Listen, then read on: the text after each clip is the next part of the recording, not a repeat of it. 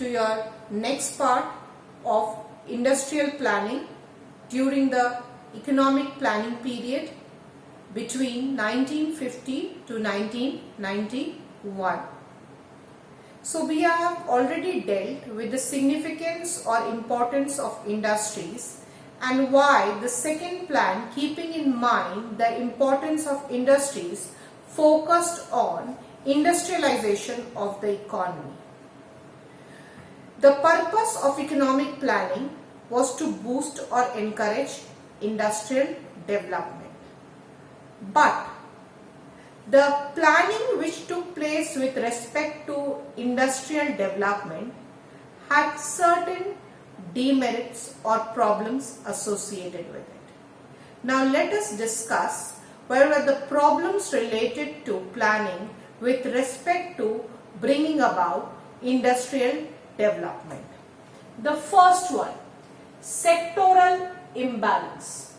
Agriculture and infrastructure have failed to provide the support to the industrial sector. As we have already discussed, that the three sectors, that is agricultural sector, industrial sector and tertiary sector, they are not independent but interdependent. Hence, the agriculture and the tertiary sector did not encourage or supported the development of industries. It should have provided a helping hand to promote the industries. For example, agriculture, by making more use of industrial tools, equipments, fertilizers, etc., could have encouraged the rapid industrial growth. Similarly, the tertiary sector, by providing essential services like banking, transportation, warehousing facilities, could have promoted the industries, which it failed to do so. Next, regional imbalance. The setting up of industries was not uniform in all regions. Industries were not set up in backward and underdeveloped areas. Hence, the regional imbalances continued to remain. The backward region remained backward and did not flourish. Next, industrial sickness that raised the problem of unemployment. There were many industries which were started but not generating enough income, were earning mounting losses. Because of huge losses, these industries could not generate enough funds even to manage their working capital need, thus creating a problem of shutdown and closure, leading to increase in unemployment. Higher cost of industrial product due to lack of healthy competition. The industrial goods that were being produced in the country were highly priced, and since they were highly priced, the imported goods were relatively cheaper.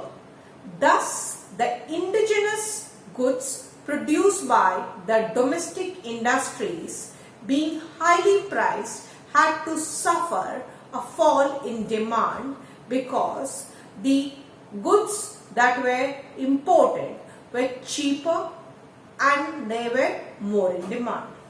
Next, dependency on the government for reduction of tax or duty to make import easier. The industries were newly set up. They depended upon resources that were imported. The government had to provide subsidy and concessions to these industries to encourage importing of the spare parts and the other gadgets needed to encourage industrial production. and if the government was not providing them any financial assistance, the industries could not bear up with the huge cost of production, and hence it had to depend largely upon government support to flourish and develop. Poor performance of the public sector. Although the public sector should have played a greater role in promoting the industrialization process in the country, as industrialization was in its infancy, but public sector lacked to do the required steps and measures and play an active role in bringing about rapid industrialization in the country and playing a major role in setting up of industries. Underutilization of capacity. Many of the industrial units which were set up had large scale production potential, but they were operating below their optimum production capacity, thus yielding lesser output and having high operational cost. Next, increase in capital output ratio. The cost of production was very high.